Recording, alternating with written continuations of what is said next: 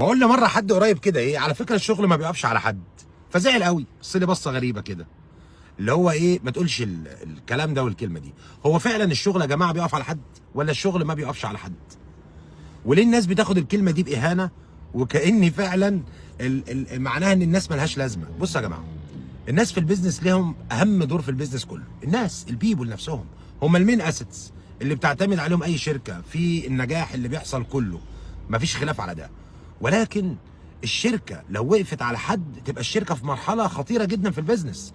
تخيل انت لما يبقى شركه واقفه على ان موظف يمشي، او ايا كان التايتل بتاعه، او واقفه على اني موظف يموت. ما كلنا الاعمار بيد الله، ممكن اي حد فينا يموت في اي وقت. فلو مات يقف الشغل، يعني مش هقدر اريبليس، يعني مش هقدر اجيب حد تاني والشغل يفضل يمشي.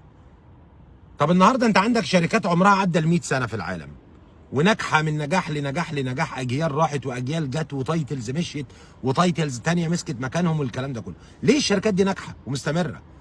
عشان ما وقفتش على حد، علشان الكيان معمول صح، علشان في مانجمنت سيستم قوي، علشان في فريم ورك قوي الناس شغاله بيه، متراعى فيه جواه الناس واهميتهم والديفلوبمنت. كل ده على راسنا من فوق. لكن اوعى تفتكر ان الشركه علشان تجامل الناس وتقول لهم ده الشركه واقفه عليكم ان ده في حد ذاته صح. برضه عشان الكلام هيتفسر غلط، وانا عارف اللي هيتقال. ما بقولش الناس مش مهمه، الناس اهم حاجه في الشركه. بس ما ينفعش الشركه تقف على حد، على شخص.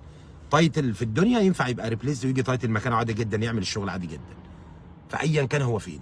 فاللي عايز اقوله لك في الفيديو ده، الشركه كل ما كانت قويه ومانجمنت سيستم قوي وفريم ورك قوي، مش بالضروره تقف على حد.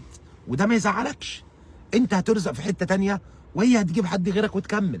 انما هي تموت بموتك، تموت بان انت تموف لشركه تانيه، يبقى ده طبعا خلل كبير جدا في المانجمنت سيستم بتاع الشركه. فاقولها لك كده بصراحه، حتى لو هتزعل مني، الشركات ما بتقفش على حد يا باشا.